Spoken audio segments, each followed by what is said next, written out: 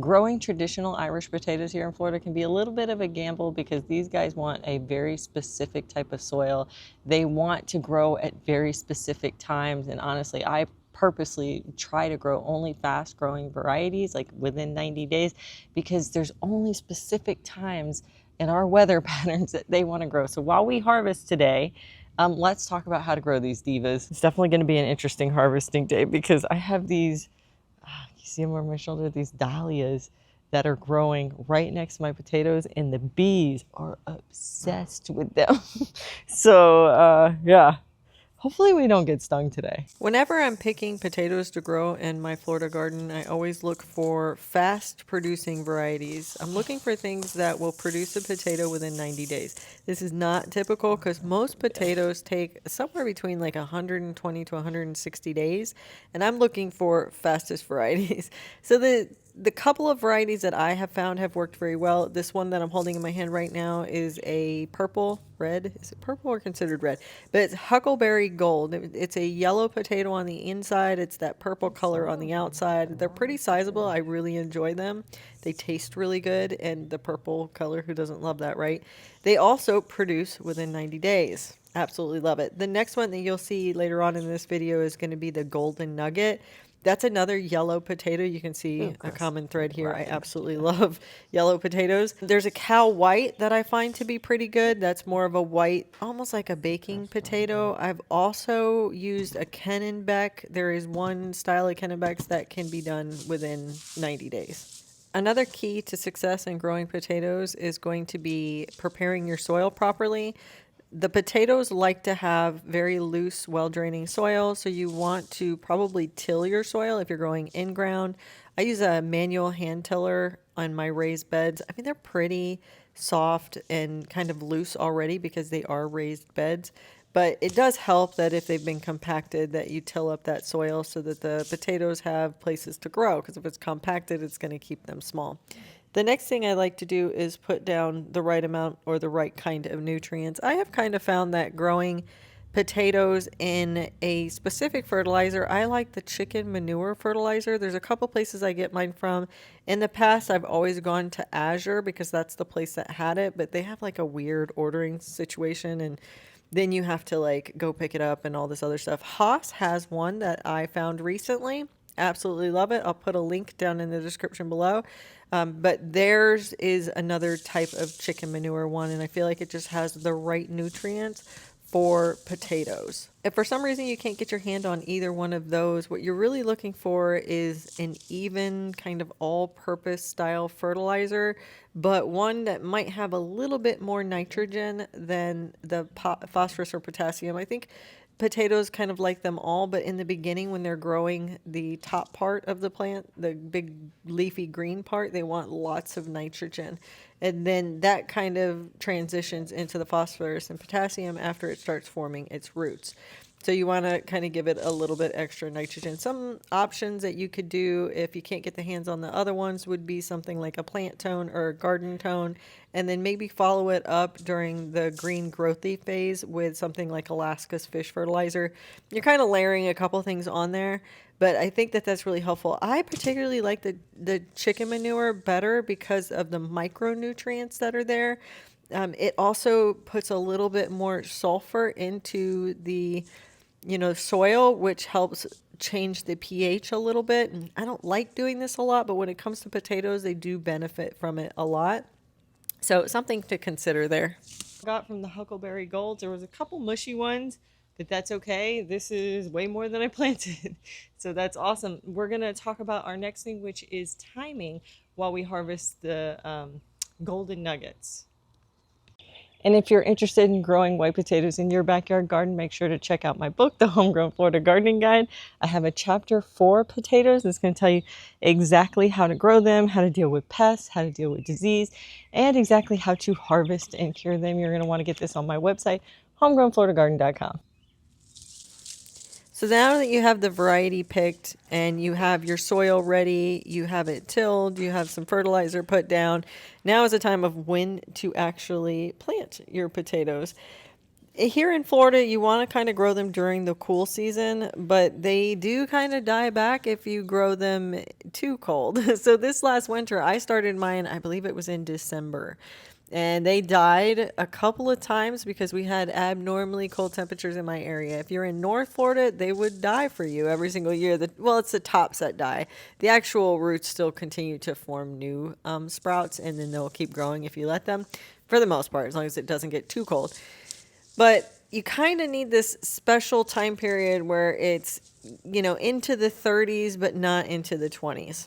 So I have learned in my particular area in Central Florida, that is going to be starting them in January. That has seemed like the best time. If we get some cold snaps, which we did, they usually don't drop into the 20s. And if they do, I just kind of cover them. If you're in North Florida, you're probably going to want to wait till February. And if you're in South Florida, you guys don't kind of get into the 20s very rarely. So you can start growing them probably around November or December, depending on when you start cooling down. If you're not sure when you should be starting different vegetables in your garden, you can definitely check out my garden planner. I have it on my website. If you go to homegrownfloridagarden.com, in the front page, there is a few different things like favorite varieties, planner. You can go there and you can get that planner absolutely for free. Signing up for my newsletter, it gives you all kinds of tips and tricks on timing. It gives you a place to fill out information about your garden. Layouts and all that stuff. Really, really good information that you will absolutely love. I know that. And on top of that, you get signed up for the newsletter. And with the newsletter, I give you reminders of things like when to plant your strawberries, when to put your garlic in the refrigerator to vernalize, when to plant your onion starts. All super good information around timing here in Florida. Now we're at the part when knowing when to harvest your potatoes. A couple little pieces of information I think that are good to know. When you're growing these 90-day varieties, and when you're growing down here, when we have such a short window to get them harvested before the heat sets in, you don't necessarily have to hill your potatoes. And if you're not familiar with what hilling is where you add more soil or straw or leaf mulch, whatever it is, to kind of pile it high on top of the plant. You're basically burying the plant deeper and deeper so that the potatoes grow upwards and you get more of them. If we had a longer season into that 120 to 160 days with cooler temperatures, that would make complete sense to do that. But down here, since we're growing the fast varieties, they produce what they're going to produce. And then what ends up happening is if you were to leave them in longer, or if you were to go with a longer variety, we start heating up. Like we started heating up in April or May, depending on where you are in the state. But that's only like 3 months. You're not even barely making it to 4 months. So once it starts heating up and the temperatures get above 85 degrees, the tubers don't actually get bigger. They kind of stall out in their growth, and as big as they get is how big they're going to get. And so at that point, hilling isn't really necessary. Going for long varieties isn't necessary. They're just taking up space in your bed that you could use for something else. So if you avoid having to hill the potatoes, then how do you know when your potatoes are done?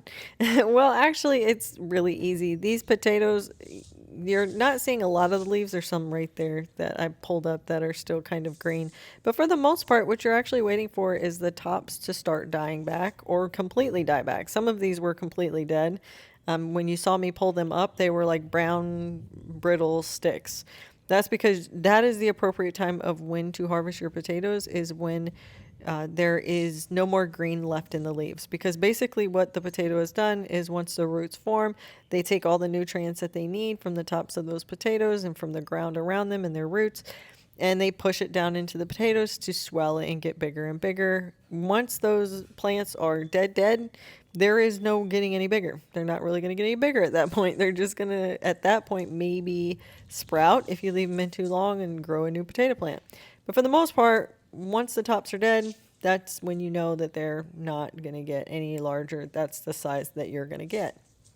There have been occasions in the past where I have harvested them before the tops are completely brown and brittle, and that's mainly because the temperatures in the soil have gotten above 85 degrees.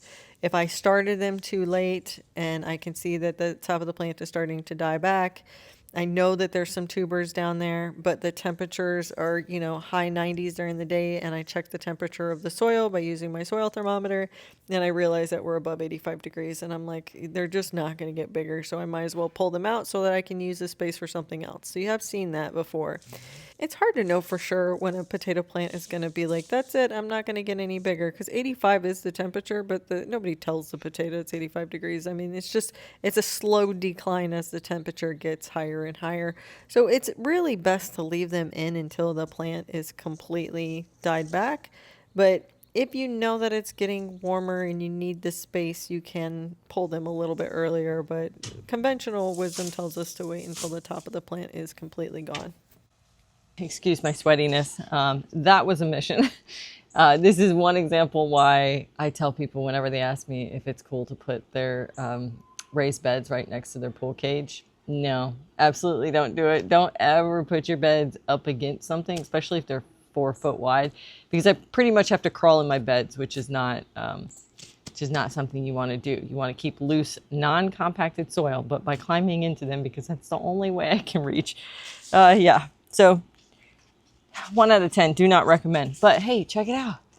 I think that's pretty good. The golden nuggets were very small this year, which was very interesting because usually these are my biggest ones. But I started thinking back when I came across these, because these were like pretty normal size for a golden nugget. They're, I don't know, sometimes a little bit bigger than this one, kind of like Yukon Gold size. But I noticed that this little group of them that grew big, and it was only 1 plant, was the 1 plant that I had kind of tucked underneath my dahlias that I have growing. And I think that like shaded them out very well. And then the previous year, I think it was last year or the year before, I grew them in one of my longer beds, which is a half shaded bed, meaning they're only getting about 4 to 5 hours of sun a day. And they did really good in that. And I've been trying to grow them in my full sun beds, thinking that they wanted full sun, and that's why they're so tiny. But now after seeing these guys, I'm like, I think I need to grow these in like a half shade bed. Now, the Huckleberry Golds didn't seem to care. This is about a normal size of a Huckleberry Gold, and they were in a full sun bed and they seem to do just fine. So maybe they size up quicker before the heat rolls in. I don't know, but I'm going to try growing the golden nuggets in half shade again to see if I get a better harvest. We'll do that in fall. So what do you think? Is it worth it? This is definitely more than what I planted. I think I planted close to like, I don't know, probably 10 potatoes, 5 of each. And if I recall, it was about 5 plants each that I pulled up. And this is what we got out of it. I still think sweet potatoes are a larger harvest here in Florida, but I'm not mad about this. This is definitely great, especially since we can grow potatoes 2 times a year. So this double is what I usually get in a year. Thank you for hanging out with me today. Head down to the comments. Let me know if you grow white potatoes in your garden. What are your tips and tricks for the community so we can all learn from each other to get even bigger harvests? Happy gardening.